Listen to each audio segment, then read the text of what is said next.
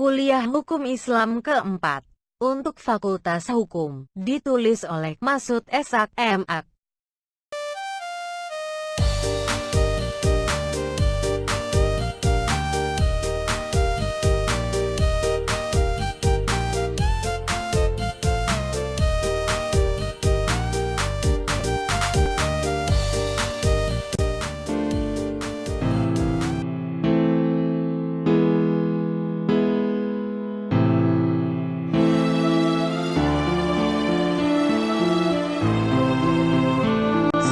Hukum Islam adalah sesuatu yang mendasari pada hukum Islam itu sendiri. Kata sumber itu sendiri dikaitkan dengan kata asal sesuatu atau pokok dari sesuatu. Sumber hukum Islam sesuatu yang dijadikan dasar dan landasan dalam menetapkan suatu hukum dalam Islam. Sumber hukum Islam terdiri dari sumber yang sifatnya primer, yaitu Al-Quran dan Sunnah Rasulullah yang juga sering disebut hadis Rasulullah. Dan sumber hukum yang satu lagi yang sifatnya sekunder, yaitu ijtihad. Allahumma shalli ala sayyidina Muhammad. 1. Al-Quran adalah sebagai sumber hukum Islam yang pertama dan yang paling utama sebelum sumber-sumber hukum Islam yang lainnya. Al-Quran menurut bahasa dari bahasa Arab dari kata qara'a yaqra'u Qur'anan, yang artinya bacaan, atau yang dibaca. Sedangkan pengertian Al-Quran menurut Al-Tilah banyak definisi yang dikemukakan oleh para ahli namun mempunyai arti dan makna yang sama dan tidak jauh berbeda satu sama lain. Adalah firman Allah yang diturunkan kepada Nabi Muhammad melalui malaikat Jibril dengan menggunakan bahasa Arab dan sebagai mukjizat untuk disampaikan kepada manusia sebagai petunjuk dalam kehidupan dunia agar mendapatkan kebahagiaan dunia dan akhirat, dan siapa yang membacanya termasuk ibadah. Al-Quran diturunkan kepada Nabi Muhammad secara bertahap dan berangsur-angsur supaya mudah diterima, dihafal, dipahami dan diamalkan. Al-Quran diturunkan selama 22 tahun 2 bulan 22 hari atau kurang lebih 23 tahun lamanya. Al-Quran selama turunnya dibagi menjadi dua fase, yaitu fase Makkah dan fase Madinah. Ayat-ayat yang diturunkan pada fase Makkah disebut ayat Makkiyah, sedangkan ayat yang turun pada fase Madinah disebut ayat Madaniyah. Adapun ayat Makkiyah biasanya pendek-pendek. Kebanyakan dimulai dengan Ya Ayyuhan Nas, terisi tentang keimanan dan akidah. Sedangkan ayat Madaniyah ayatnya panjang-panjang. Kebanyakan dimulai dengan kata-kata Ya Ayyuhallazina Amanu. Sudah berisi hukum-hukum sosial, kemasyarakatan dan hukum antar negara dan lain-lain.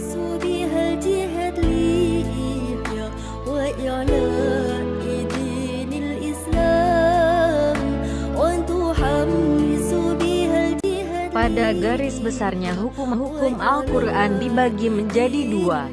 Pertama, hukum-hukum untuk menegakkan agama, yang meliputi soal-soal kepercayaan dan ibadah.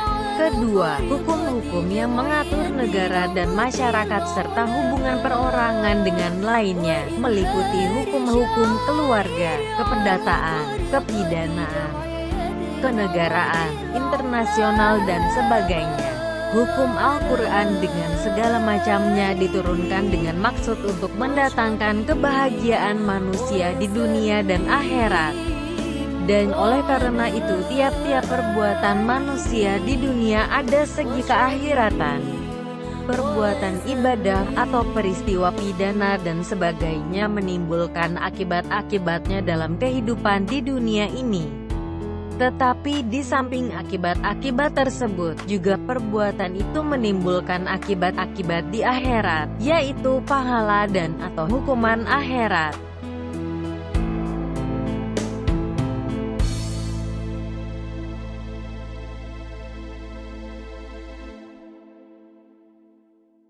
Dua, As-Sunnah atau hadis. As-Sunnah sebagai sumber hukum Islam yang kedua setelah Al-Quran, secara bahasa memiliki arti, adat, kebiasaan, tradisi, atau cara. Sedangkan hadis secara bahasa memiliki arti kabar, kejadian sesuatu yang baru, perkataan, hikayat, dan cerita. Sedangkan menurut terminologi antara sunnah dengan hadis didefinisikan sama, walaupun ada sebagian ahli hadis membedakan. As-Sunnah atau hadis ialah ikhwal yang disandarkan kepada Nabi Muhammad baik berupa perkataan, perbuatan, atau keizinannya atau sikap diamnya Rasulullah. Oleh karena itu sunnah kalau dilihat dari segi bentuknya dibagi menjadi tiga, yaitu sunnah kauliyah, sunnah fi'liyah, dan sunnah takririyah. Sunnah kauliyah yaitu yang berkaitan dengan ucapan Rasulullah. Sunnah fi'liyah berupa perbuatan-perbuatan Rasulullah mengenai hukum. Sunnah takririyah berupa sikap diamnya Rasul ketika mendengar dan melihat perbuatan sahabat tentang masalah hukum. Artinya Rasulullah membolehkan atau mengizinkan perbuatan sahabat itu dilakukan.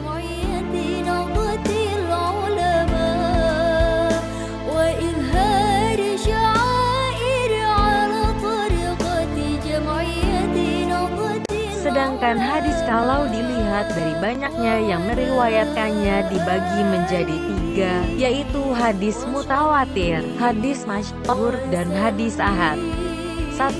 Hadis mutawatir adalah hadis yang diriwayatkan banyak sahabat dan mereka mustahil untuk berdusta.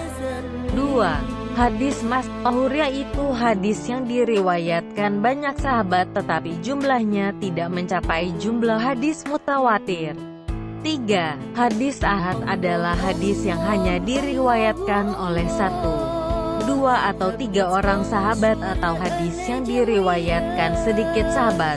Oleh karena itu hadis ahad bersifat zoni atau masih diprasangkakan.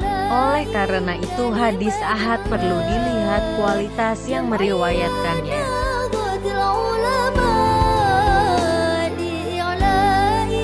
Hadis ahad kalau dilihat dari segi kualitas sahabat yang meriwayatkan maka dibagi menjadi tiga, yaitu hadis sahih, hadis hasan, dan hadis dhaif. 1. Hadis sahih adalah hadis yang diriwayatkan oleh sahabat yang memiliki ciri-ciri orangnya adil, jujur, daya ingatannya kuat, biografinya jelas. Isi hadis yang diriwayatkan tidak bertentangan dengan akal sehat, rentetan sanadnya bersambung. 2. Hadis hasan yaitu hadis yang diriwayatkan oleh sahabat yang memiliki ciri-ciri yang ada pada hadis sahih, hanya saja daya ingatannya kurang kuat atau lemah. 3. Hadis dhaif adalah hadis yang lemah karena hadis tersebut diriwayatkan oleh periwayat yang tidak memiliki ciri-ciri yang ada pada hadis sahih maupun pada hadis hasan.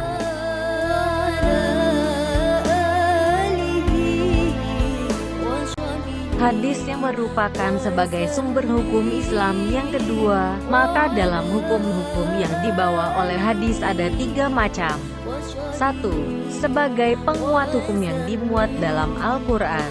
2. Sebagai penjelas, keterangan, terhadap hukum-hukum yang dibawa oleh Al-Quran, dengan macam-macamnya penjelasan, seperti pembatasan terhadap arti yang umum, memperinci persoalan-persoalan yang pokok dan menjelaskan teknis pelaksanaan ibadah yang masih umum. 3. Sebagai pembawa hukum baru yang belum ada dalam Al-Quran secara tersendiri.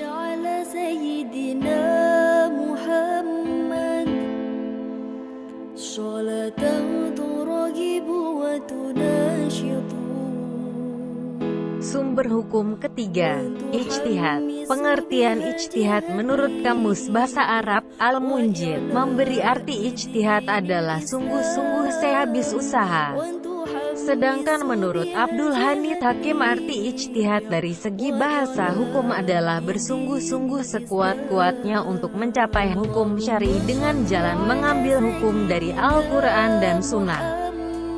Menurut Abdul Ala Al-Maududi mengatakan bahwa arti ijtihad dari segi pengertian hukum ialah maximum effort to ascertain, in a given problem or issue, the injunction of Islam and its real intent.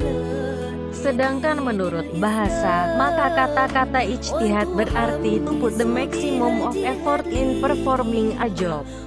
Imam Syafi'i menyamakan arti ijtihad dengan arti qiyas, yaitu berijtihad berarti menjalankan qiyas atau membandingkan suatu hukum kepada suatu hukum yang lain.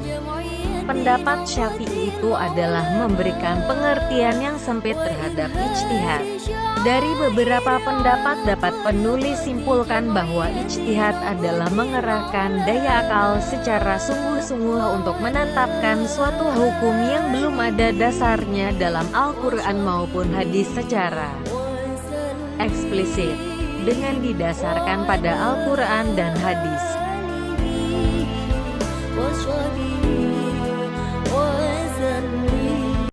Adapun syarat-syarat orang dapat melakukan ijtihad adalah sebagai berikut. 1.